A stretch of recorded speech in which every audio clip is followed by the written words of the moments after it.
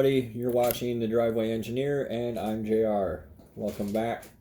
Today, I want to talk about why this thing right here has the best 350 ever in it. So, I know what you guys are thinking, like, what about, you're crazy, you're drunk, go home.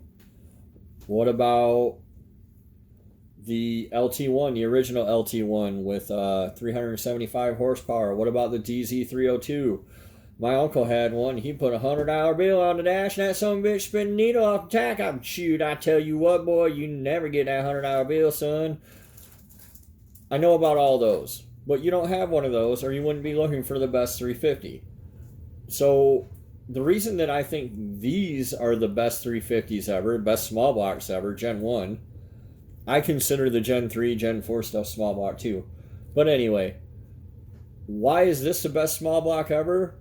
Well, when people go into wanting to get all crazy and buy crate motors and stuff, there's legit reasons why you might not want to swap to an LS, right?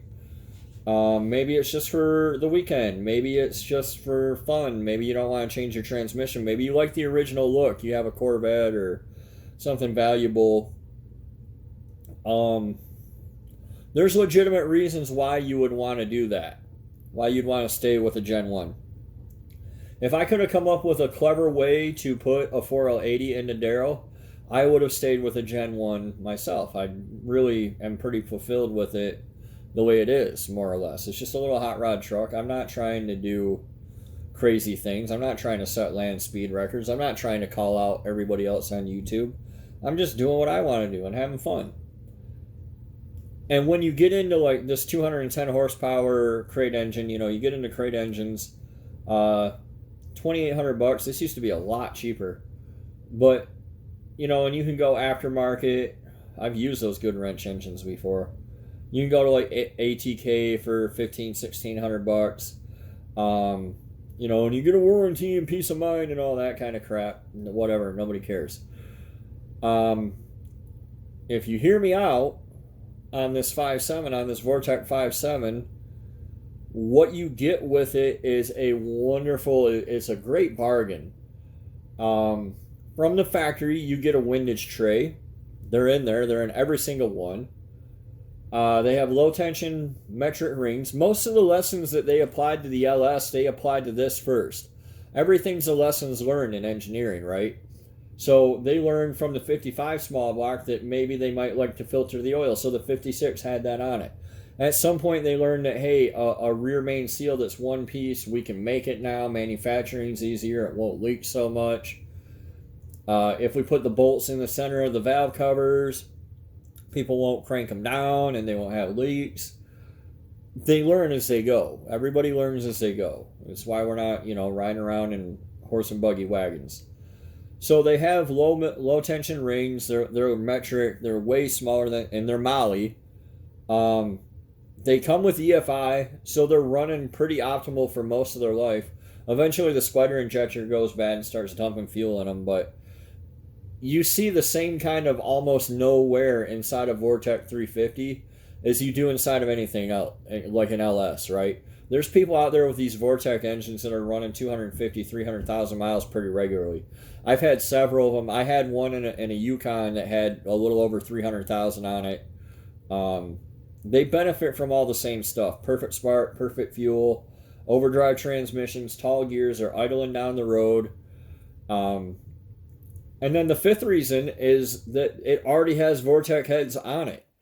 They're already there. You get them for free. You get a roller cam.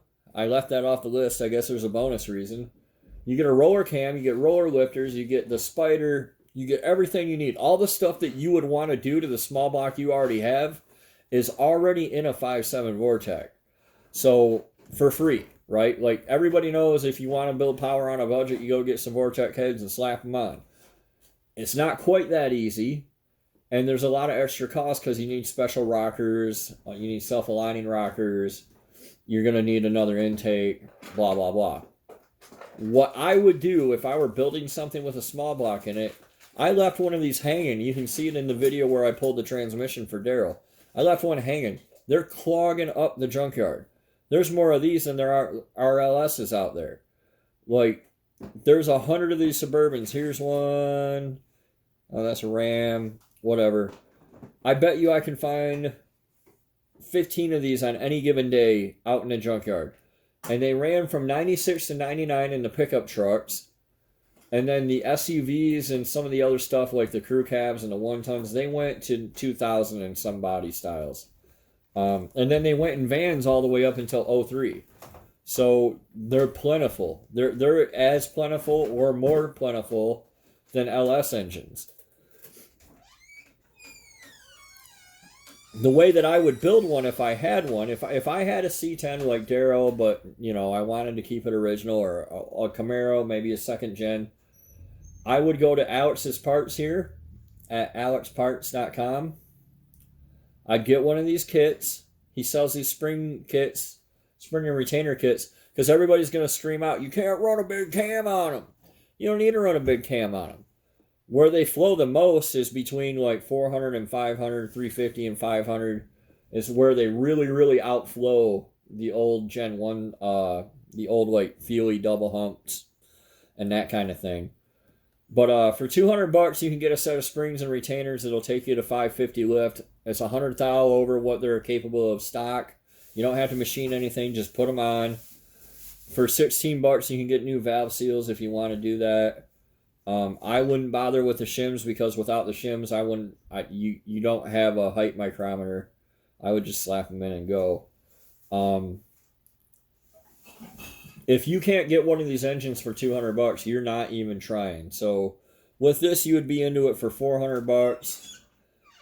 I would use this cam personally if I was just trying to have a hot rod, this TripFlow Track Max. I went through a bunch of them and checked it out. And just like I said in my last cam video, I selected this on a balance of price versus effect.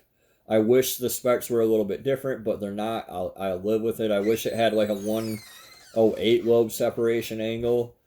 But it doesn't, and I'm not willing to pay more for it. I wish it had a little bit more lift to take advantage of the springs, but it doesn't, and that's fine. $260. I wouldn't replace anything else in there. I would just replace the cam and the springs. You need a special intake for a Vortech engine. So these professional products crosswinds are the RPM air gap, whichever one you like. I think the air gap's a little bit more money, but probably not much. They both work fine. It'll work with the distributor you already have. It'll work with the carb you already have, or you can get one of these like quick fuel brawlers. They're mechanical secondaries, so that'll support. This little engine right here with these things should make right around 400 horsepower, which is going to be, 320, 330 tire. It's pretty comparable to a stock 5.3 swap with a tune. Oh yeah, you'll get all serpentine accessories and everything too, which is pretty nice. So really, if you want to keep the Gen 1 architecture and you want to be on a budget and you're not trying to swing for the fences, you're just trying to make, 5.3, to shut the LS swap fanboys up, 5.3 with a tune power, it's totally doable on a budget. You can do it for less than $1,000 if you're starting with nothing. So that's basically it. That's the whole video. That's my thoughts on why the 5.7 Vortech is the best small block ever.